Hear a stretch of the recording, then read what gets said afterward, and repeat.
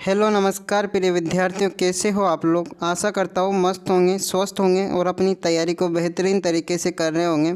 ठीक है ना। नदी नाले से दूर रहना भाई, सजेशन है हमारा। चतुश्रेणी का पेपर आ रहा है अभी। चलिए, पहला क्वेश्चन है आपके, भू आकृति की दृष्टि से राजस्थान उपक्षेत्रों में बांटा जा सकता है। कितने उपक्षेत्रों में बांटा जा सकता है राजस्थान को भू आकृति की दृष्टि से? तो एक करेक्ट आंसर हो जाएगा आपको, इसके 12 उपक्षेत्रों में बांटा जा सकता है। थोड़ा सा ध्यान रख लो इसको, बहुत महत्वपूर्ण क्वेश्चन है ये। को यहाँ से उठाकर यहाँ पर ले जाओ, ठीक है ना। कितने उपक्षेत्रों में बांटा गया है। चलिए, अगला क्वेश्चन अगर मैं आपसे बात करूँ तो घग्गर का मैदान स्थित है प्यारे बच्चों गंगानगर हनुमानगढ़ जिले में। गंगानगर हनुमानगढ़ जिले में घग्गर का मैदान स्थित है, ये थोड़ा सा ध्यान रख लो। अगला क्वेश्चन अगर मैं आपसे पूछूं तो लाठी श्री क्षेत्र क्या है मेरे प्यारे बच्चों। क्लास इसी स्पीड से चलेगी।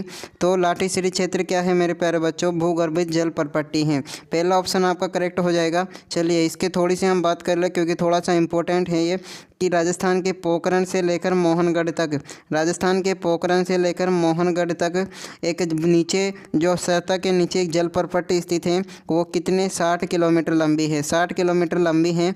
इसी को हम क्या कहते हैं, लाठी श्री क्षेत्र कहते हैं। ठीक है ना साथियों। यहाँ पर एक नलकूप स्थित है, उस नलकूप का नाम है चांदन नलकूप। क्या नाम कूप? चांदन नलकूप, जिसको हम थार की क्या कहते हैं, थार का घड़ा भी कहते हैं। चलिए, अगला क्वेश्चन आपसे पूछा है कि अकली शैली समूह, ये आपके लेवल का नहीं है प्यारे बच्चों, फिर भी मैं आपको बता दूं कि अकली शैली समूह कौन सी द्रोणी में मिलता है। तो बाड़मेर द्रोणी में मिलता है। आरएस वगैरह में पूछा जाता है इस प्रकार का प्रश्न कि राजस्थान में ड्यून मुक्त ट्रेट पाया जाता है। तो राजस्थान में ड्यून मुक्त ट्रेट होता क्या है, सबसे पहले इसके बारे में जानकारी लेते हैं। आपने चूना पत्थर का नाम सुना ही होगा। तो चूना पत्थर हमारे राजस्थान में बीकानेर, जैसलमेर, फलोदी, पोखरण में स्थित है। इसी क्षेत्र को हम ड्यून मुक्त ट्रेट कहते हैं।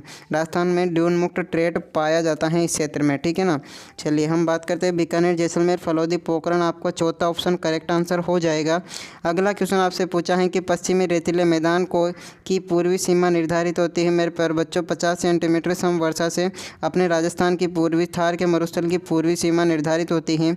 अगला क्वेश्चन मैं आपसे पूछूं कि आकल कास्ट जीवाश्म पार्क राजस्थान के किस जिले में स्थित है। तो मेरे प्यारे बच्चों, राजस्थान के आकल कास्ट जीवाश्म पार्क राजस्थान के जो जैसलमेर जिले में स्थित है। यहाँ पर 18 करोड़ वर्ष पूर्व का, यहाँ पर 18 करोड़ पूर्व के कास्ट जो जीवाश्म पाए गए थे। चलिए, हम बात करें यहाँ से समुद्र के जल के अवशेष में मिले थे। चलिए, राजस्थान के मैदानी उपजाऊ क्षेत्र को निम्न में से किस नाम से जाना जाता है। तो राजस्थान के मैदानी उपजाऊ क्षेत्र को हम क्या कहते हैं प्यारे बच्चों, रोही कहते हैं। क्या कहते हैं, रोही के नाम से जानते हैं। चलिए, अगला क्वेश्चन आपके लिए बहुत महत्वपूर्ण, बूंदी जिले में स्थित पहाड़ियों को हम क्या कहते हैं मेरे प्यारे बच्चों। तो बूंदी में जिले में स्थित पहाड़ियों को हम आड़ावाला पर्वत कहते हैं। क्या कहते हैं, आड़ावाला पर्वत कहते हैं। एक और चीज़ ध्यान रख लो, यहाँ पर बूंदी जिले में स्थित, जो बूंदी जिले में स्थित 4 दर्रे महत्वपूर्ण है, उसको कमेंट में आप बताओ। चलिए, हम बात करते हैं बरखान स्थलाकृति निम्न में से भौतिक विभाग से संबंधित है। तो क्या है, बरखान स्थलाकृति किस भौतिक विभाग से संबंधित है, मरुस्थलीय भौतिक विभाग। चौथा ऑप्शन आपका करेक्ट आंसर होगा। चलिए, अगले में बात करूं तो निम्नलिखित में से कौन सा पश्चिमी राजस्थान में पाए जाने वाला बालू का स्तूप नहीं है मेरे प्यारे बच्चों। थोड़ा सा ध्यान से पढ़ लो कि स्तूप नहीं है तो किसमें, पश्चिमी मरुस्थल में पाया जाने वाला तो कौन सा नहीं है मेरे प्यारे बच्चों। तो आपका बजेड़ा इसका करेक्ट आंसर होगा। बजेड़ा बोल दो या फिर इसको बजादा आप बोल सकते हो। बजादा है वो राजस्थान के पश्चिमी राजस्थान में नहीं पाया जाता है। चलिए, अगले क्वेश्चन की अगर मैं बात करूं कि मरुस्थल में ढाल के नाम से किसे जाना जाता है।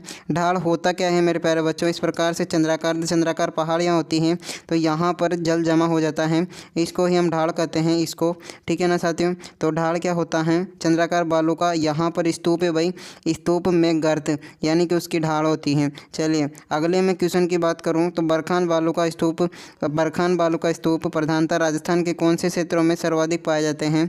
यानी कि बरखान जो बालू का स्तूप है वो राजस्थान के कौन से क्षेत्रों में सर्वाधिक पाए जाते हैं। तो 20 से 25 सेंटीमीटर समवर्षा के मध्य क्षेत्रों में ये सर्वाधिक पाए जाते हैं। सेकंड ऑप्शन आपका करेक्ट होगा। चलिए, अगला क्वेश्चन की अगर मैं बात करूँ, आज का अंतिम प्रश्न है, महत्वपूर्ण है, क्लास इसी स्पीड से डेली रहती है मेरे प्यारे बच्चों, आप रोक के इसके आंसर पढ़ सकते हो, ठीक है ना। हम बात करें आपको कितने प्रश्न सही निकले ये आपको कमेंट में बताना है। है चंद्राकार बालों का स्तूप को कहा जाता है मेरे प्यारे बच्चों। तो चंद्राकार बालों का स्तूप को हम किस नाम से जानते हैं? यहाँ पर स्तूप है भाई, ये थोड़ा सा ध्यान रख लो, यहाँ पर स्तूप है। तो चंद्राकार बालों का स्तूप को हम बरखान के नाम से जानते हैं और सेकेंड ऑप्शन आपका करेक्ट आंसर हो जाएगा।